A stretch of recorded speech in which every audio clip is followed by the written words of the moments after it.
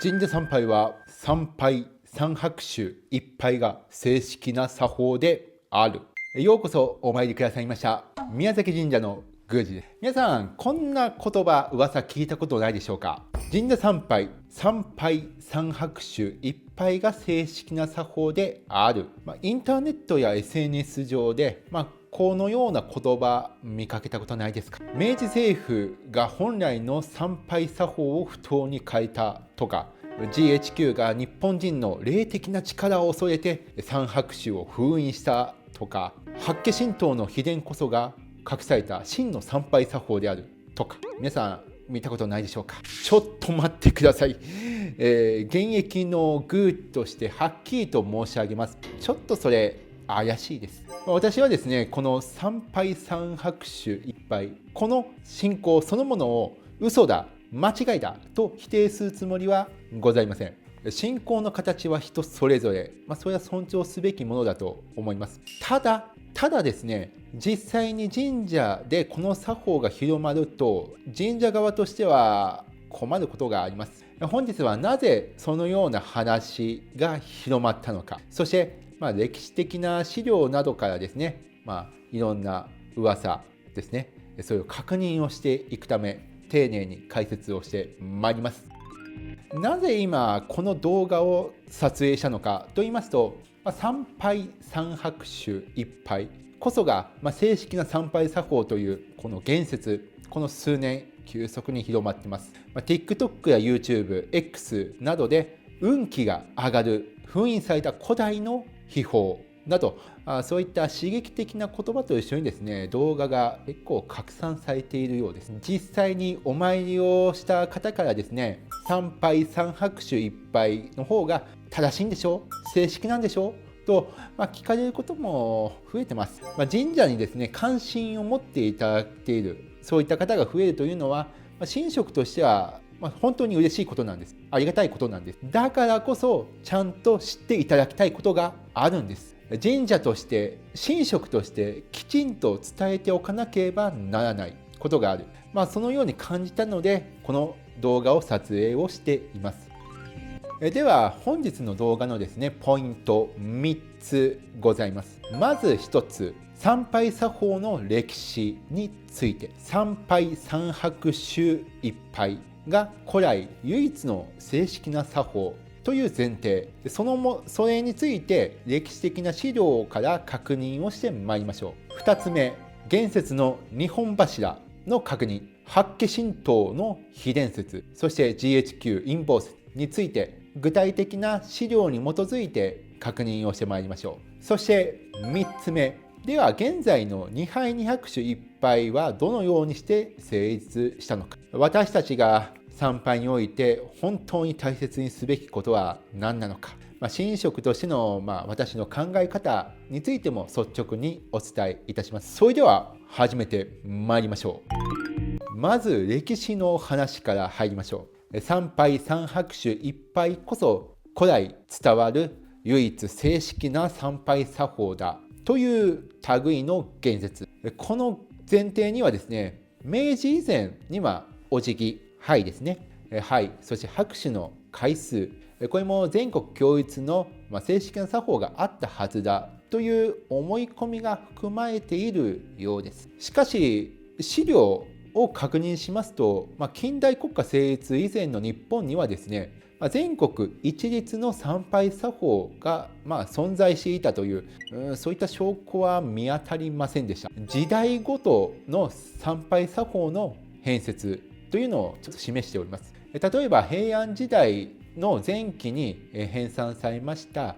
宮廷の儀式に関する文献、上巻儀式、これには采配両段、拍手四段とその形式が記されております。一方、9世紀から10世紀の儀式書では拍手三段という記載が見受けられます。後世のですね、儀式に関する文献、儀式書ではその記述、変化があります。中世になりますと立花家という神職の流派の一つ、そこの祭式の作法ではですね、拍手なし、拍手しないという形式まで記録されております。ここで考え方はですね、いやいや儀式書に拍手3段って書いてあるじゃないか、じゃあやっぱり昔拍手3回だったんじゃないかと思う方もいらっしゃるでしょう。勘がいいですね。しかしそう単純ではないんですよ。古い文献に出てくるこの段という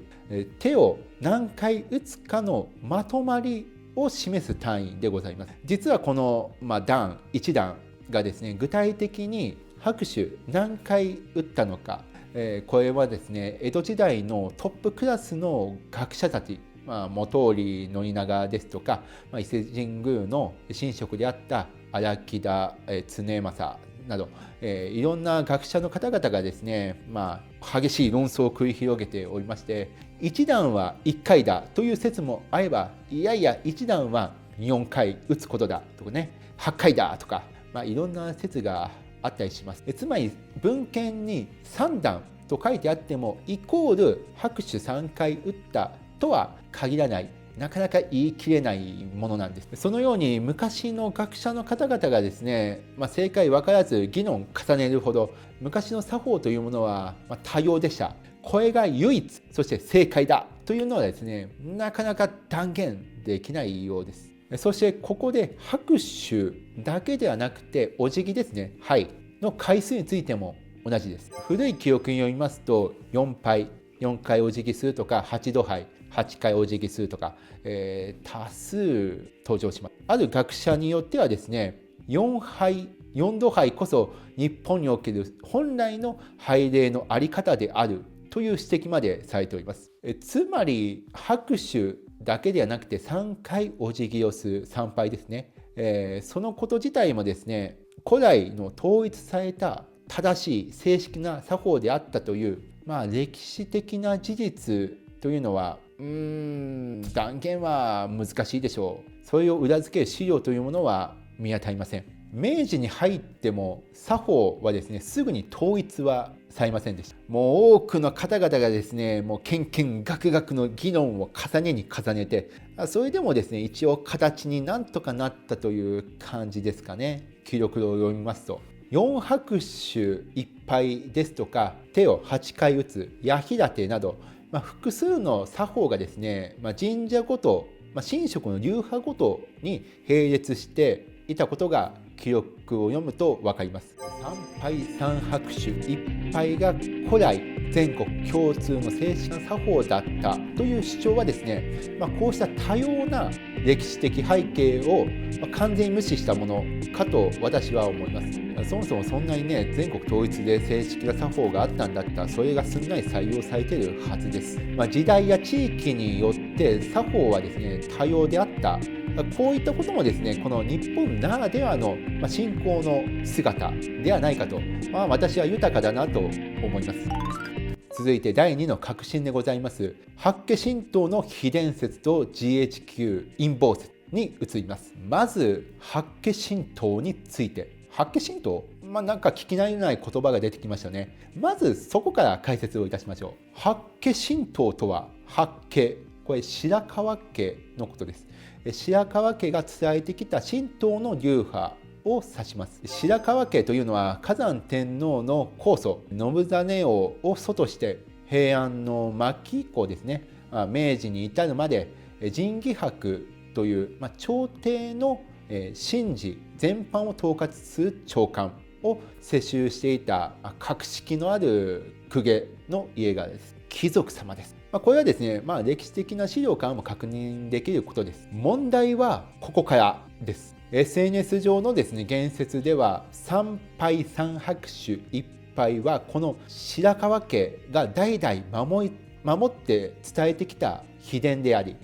天皇家の本来の正式な参拝作法だったという主張です。しかし私が確認できる範囲では、この白河家の伝承として現存する主要な文献のいずれにもですね、3杯3拍手1杯が全ての国民に共通する、普及すべき正式な作法であるなどという言葉がですね、明記されていませんでした。少なくともですね、先行の研究で確認する範囲では、記録に見える白河家の作法は2杯祝詞と拍手2杯というものがございました。ではなぜ3敗3拍手1敗イコール白河家の秘伝という言説がこれほど広まったのでしょうか。これも私が確認できる範囲ではありますが、2014年頃からですね、ウェブ上で3例3拍手1例がですね、拡散し始めた形跡がございます。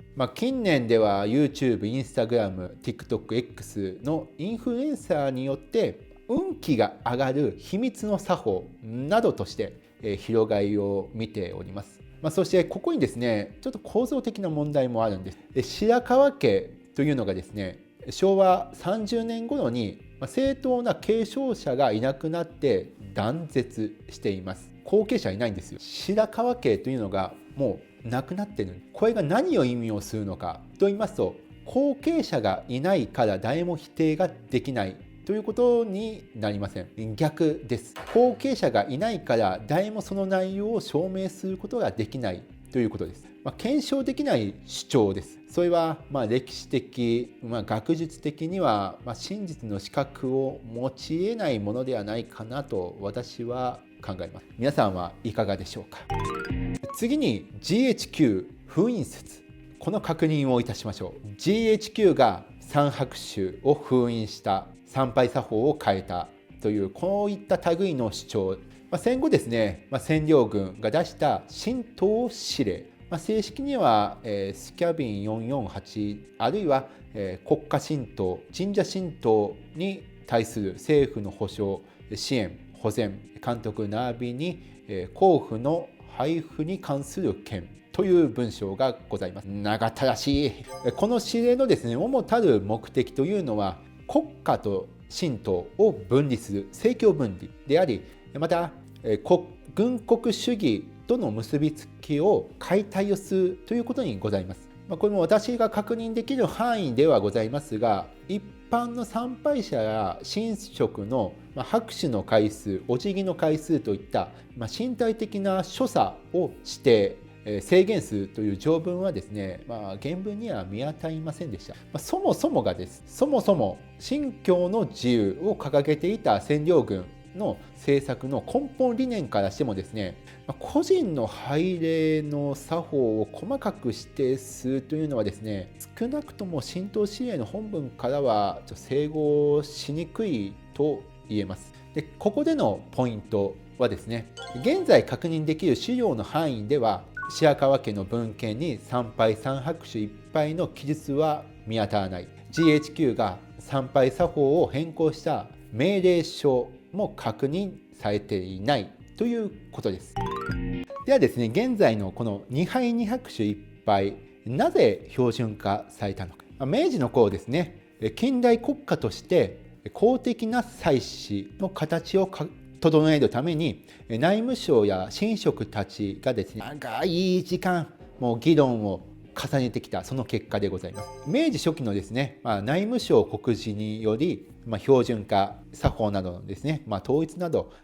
議論が始まりまして、それは戦後も続いております。戦後に、宗教法人として出発をした神社本庁がですね、自主的に祭式作法を再整備をしてきた結果でございます。外部からの圧力、なんか上から GHQ がとか外部から押し付けられたものではなくて、神職や祭祀に関わる方々が真摯に議論を重ね、そして実践の積み重ねてきた、それによって整えられた作法というのがこの現在のですね、2杯2拍手1杯にもございます。ちなみにこの2杯2拍手1杯もですね、何も統一したとかですね、そういったものではございません。神社本庁が示している参拝作法の一例でございます。これが絶対正解というわけでもございません。ここでのポイントはですね、この現在多くの神社で採用されております2杯2拍手1杯は GHQ や明治政府による外部からの封印とかですね、圧力ではなくて、神職たちが、祭祀に関わる人たちが明治以降何十年とね、議論を重ねて、実質的に到達した、合意と洗練の結晶とも言えるということです。ではここでですね、この参拝三拍手一拝に関するですね、質問、よくいただく質問を紹介いたします。第1の質問、出雲大社は4拍手です。2拍手だけが正解ではないのでは？おっしゃる通りです。そうです。出雲大社、宇佐神宮などで、独自のですね、伝統的な参拝作法を持っている神社、確かにございます。公式のウェブサイトなどでも、4拍手が当社の古儀ですと明記されているところもございます。だからこそですね、もし参拝作法に正解などがあるのだとすれば、正解はその神社の作法に従うことではないかと思います。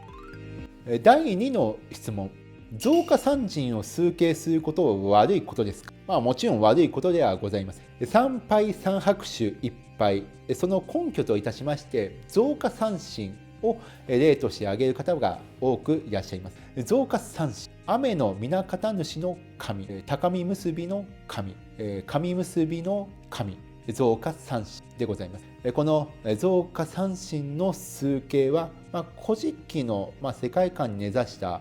大変尊い信仰かと存じます。大変尊い信仰ではございますが、ただしですね、信仰の心、崇敬の気持ちと参拝の所作、これが全国統一共通の正式な作法であるというのはですね、ちょっとこれレイヤーが違う話でございます。増加三神を拝む、だから拍手は3回、これが正解だという作法論を、論ずる場合はですね、それは崇敬の気持ちとはちょっと切り離して、資料に基づいて考える必要もあるのではないでしょうか。第3の質問、ここ重要です。昔参拝をしていた神社もあると聞きましたという質問。すごいですね。よくご存知で、確かにその記憶はあります。明治43年に発行されました神社祭式行事作法教本という解説書があるんです。神主のね、お祭りにおける作法の解説書がございます。そこにはですね、古く宇佐神宮、石清水八幡宮など参拝3回お辞儀をする、この作法が行われていたと記されています。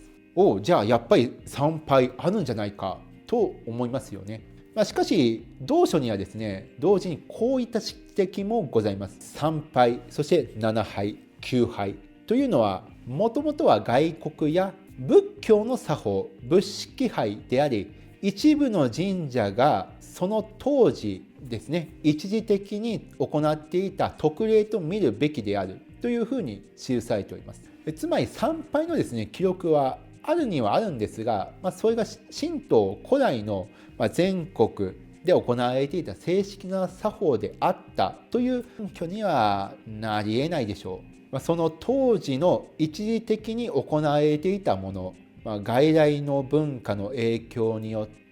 一時的な特例であるというふうに書籍には記されて評価されております。そして第4の質問、それでもどうしても参拝三拍手一拝でお参りをしたい、その場合はどうすればいいのか。ここでですね、念のために申し上げます。参拝三拍手一拝、その信仰そのものをですね、私は頭ごなしに嘘だと間違いだと否定するつもりはありません。それは個人個人大切な信仰です。信仰の自由です。それは尊重すべきだと思います。ただ、その上でお願いがございます。神社側で2杯2拍手1杯と案内が出ている場合、または当社の作法はこれですと、案内がある場合はですね、それ以外の独自の参拝作法はどうかご遠慮ください。他のですね、お参りなさっている方々の、戸惑いにもつながります。どうしても自分の信じる参拝三拍手一杯でお参りをしたい場合はですね、どうぞご自宅の神棚またはお社でお参りください。心ゆくまでお参りください。神社というのはですね、公の祭祀の場でもあり、他の方々もですね、お参りをなさいます。そしてその神社の祭祀の責任を持っているのは宮司です。宮司が案内をしている参拝作法以外でどうしてもお参りをしたいのであれば、それは宮司の責任の範囲外でございます。ご自身の責任が持てるご自宅の神棚、またはご自宅のご自身のお社で心ゆくまでお参りをなさるのがよろしいかと存じます。それでは今日のまとめです。3つのポイントを確認をいたしましょう。まず1つ目のポイント。参拝作法は歴史上ずっと多様でした。平安時代から江戸時代までですね、拍手の回数、お辞儀の回数、これも神社、流派、時代によって様々でした。古来参拝三拍手一拝が全国共通のなんか正しい作法だったという前提はですね、現在確認できる資料にはありませんでした。2つ目のポイント。参拝三拍手という言説について、信仰の一形態としては否定しません。ただし法華神道の秘伝とか、明治政府によって隠蔽されたとか、GHQ が封印したとかという、根拠の部分はですね、現時点ではちょっと確認は難しいものでした。ウェブ上で確認できる最も古いものといたしまして、2014年頃ですね、そういった言説があったということ、これもちょっと皆さんで判断材料として知っておいてください。3つ目のポイント、これが今日一番伝えたいことでもございます。神社にはその神社のお作法がございます。当社の参拝作法、2杯2拍手1杯でお願いします。そういった案内があれば、その作法でぜひお参りください。もしどうしても参拝3拍手1杯でお参りをしたいという気持ちがあればですね、その作法を行っている神社にお参りをする。またはどうぞご自宅の神棚、お社でお参りください。神棚はですね、その方が責任を持って祀る信仰の場所でございます。そちらでどうぞご自由にご自身の信仰の形、作法を実践なさるのがよろしいかと思います。最後にですね、ちょっと私の気持ちも率直な気持ちもお伝えさせていただきます。神社に関心を持っていただける方が増える。これは大変嬉しいことです。どんな形であれ、神様のことを思ってくださっている、その気持ちは大変ありがたいであり、まず感謝申し上げます。ご神前では感謝の心、そしておかげさまの心を捧げてお参りください。神様の前での祭祀の根本にあるのは、赤き、清き、直き、誠の心。作為のない純真で無私な誠の心、真心のことです。拝礼作法、参拝作法というのは、そういった気持ちを神様に伝えるための表現でもあるので、大変重要ではございます。大切なんです。だからこそ神職、神前で細かな作法、気をつけて奉仕をしております。ただ、特別な回数にこだわったり、ネットの裏技的な情報に頼るのではなくて、まずは静かな心で神様と向き合い、日々の感謝の気持ちを率直に伝えること、そこに私たちがですね、大切にしてきた信仰の本来の姿に通ずるもの、根本にあるのではないかと思います。どうかですね、刺激的な情報に惑わされることなく、心穏やかにすがすがしい気持ちで神社にお参りをしていただければと存じます。最後までご視聴いただきましてありがとうございました。本日の動画が皆さんの神社への参拝のその理解への一助になれば幸いでございます。よろしければ高評価、そしてチャンネル登録をお願いいたします。神様とのご縁を結び、あなたの暮らしに寄り添う宮崎神社より本日もお話をさせていただきました。本日も皆様ようこそお参りくださいました。